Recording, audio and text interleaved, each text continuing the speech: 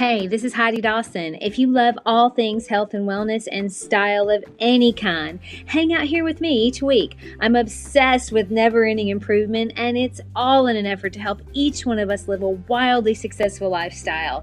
Subscribe today so you don't miss a thing. Hi guys, welcome to episode 180 of the Wildly Successful Lifestyle Podcast. Hope you're all doing well, and I hope this is finding you happy and healthy. So my sister was visiting recently from Nashville, which I adore when she does. Now, we decided to watch a movie one night, which is always fun. Okay, but there aren't a lot of movies right now. I don't know if you noticed that, but there aren't a lot of good movies coming out. So we ended up watching one that was kind of disturbing. Now, we knew going into it that it wasn't going to be a feel-good movie, but we didn't know it was going to be that bad. Because of the movie, we then started talking about some of our family issues, which made us both feel even worse. Anyway, the next day when I woke up, my brain wanted to rehash all the terrible thoughts that the movie brought up. Now, I know better. I know that filling your head with something that makes you feel really bad and brings up all kinds of bad thoughts is never a good idea. But I did it anyway. And because I've been really working on being aware of every thought I have, I realized that a huge part of that is making sure that what I allow in is supporting that. And that's a big struggle, especially right now, because there are things going on that I would like to be different. There's actually a lot of things right now that I wish were different, but I don't control those things. Now, I do control my thoughts about what's going on, and I control the actions I take daily. So if I'm focusing on things that I don't control and they make me worried or scared, but I can't change it, what good does that do to focus on it? And some of you might be thinking, well, isn't that sticking your head in the sand? But Tony Robbins always says, energy flows where focus goes. Do you want your energy to be flowing towards the negative parts of life in the world, or do you want it to flow towards the positive parts of life? And there's a lot going on, but there always has been. Just now we're aware of it because of 24-hour news and all the social media. I mean, it's the norm to be aware of the latest Netflix shows. It's the norm to know the latest TikTok, fad or whatever.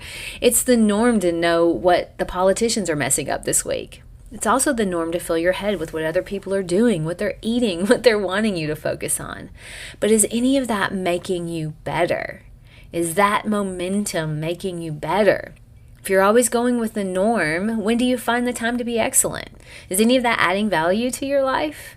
When you're constantly focused on someone else's ideas and thoughts, it really leaves no room for you to be creative and innovative and, more importantly, present in your own life. So what do you want to focus on? What will add value to your life? What will inspire you to be ready, to be better? I mean, the norm is by definition not going to inspire you. It's a pattern that's typical. It's a pattern that is considered acceptable. That's actually the definition. The norm is going to get you mediocrity, which is the villain to being wildly successful. So you're born to be something special, but your job is to find out what that is.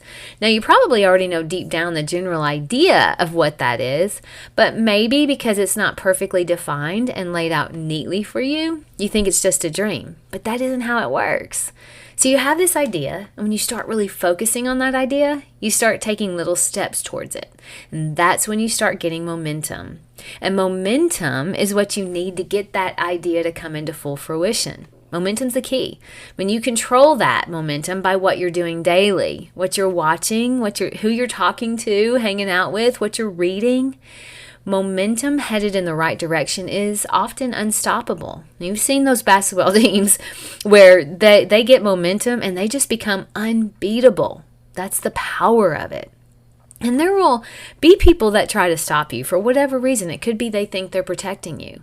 But when momentum is on your side, you aren't easily swayed. It doesn't matter what other people think or say when you're certain of your mission. So we were in Monaco for the Grand Prix a few years ago, and it was really, really busy, as you can imagine. I mean, the Grand Prix was going on. Anyway, it was really hard to find transportation. If you didn't live there or you didn't have your car there, you'd have to wait a very long time to find a driver. So we were trying to scope out our seats for the race, and one of our friends went up to a traffic guard and asked him if we were able to walk where we needed to go. So he rudely dismissed him and said that this is not possible to walk. So, well, we didn't know any better at the time, and so we just waited for a driver and off we went.